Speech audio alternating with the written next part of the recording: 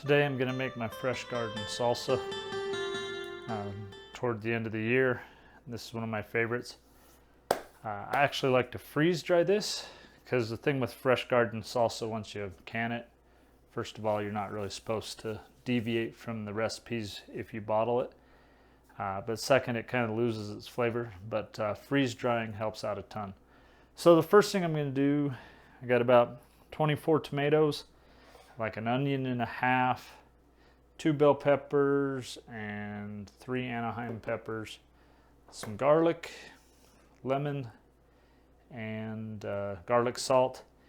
And then for jalapenos, you can either use fresh jalapenos or you can use the canned ones. I actually like the canned ones because I know what I'm getting. You never know until you add them to your salsa what you're going to get from fresh jalapenos. And so if you have people that don't like hot stuff, then that can be a problem. So first thing we're going to do, we blanched these tomatoes earlier. About 3/4 of them, I'm actually just going to blend to like a puree. And then about 1/4 of them, I'm just going to coarse blend them. You can also do your onions, depends whether you like chunky onions or not chunky onions, and your peppers as well. I usually do a mix of everything because that's how I like to do it. So we'll get these in the blender, and then we'll go from there. All right, so we got all those tomatoes peeled. Here's the first batch, go in the blender. I'm gonna take about, I don't know, 1/4 of those onions, put them in the bowl, and then about half for now. Same with my Anaheims. It all just depends how chunky you like your salsa. And then all of my bells are gonna go like that. And I'm also gonna put all of my jalapenos in there. All right, then pack it down really good. We'll see if it works for me. Sometimes it works really well, sometimes it doesn't. So just start at, if you're, for like my final batch that I don't want liquidy, I never go past just low. For this, because I want it a little less liquidy, or a little more liquidy, we're actually gonna puree it really pretty good.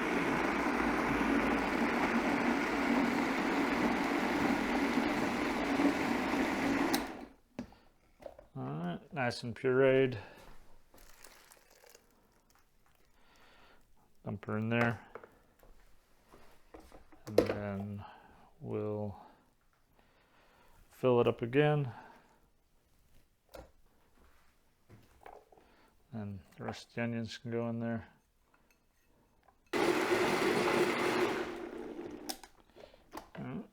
Another nice puree.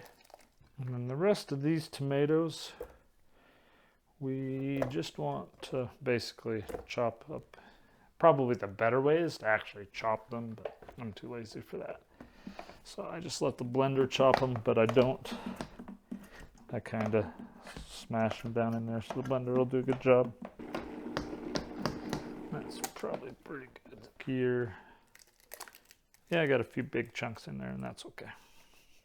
A batch this size, I then use 4 tablespoons of lemon juice, 4 teaspoons of garlic powder, or garlic salt, excuse me.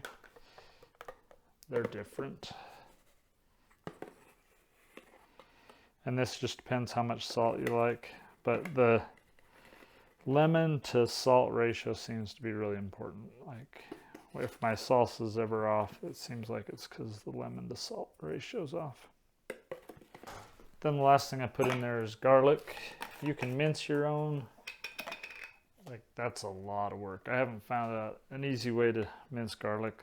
So again, it just depends on how much garlic you like. I like quite a bit.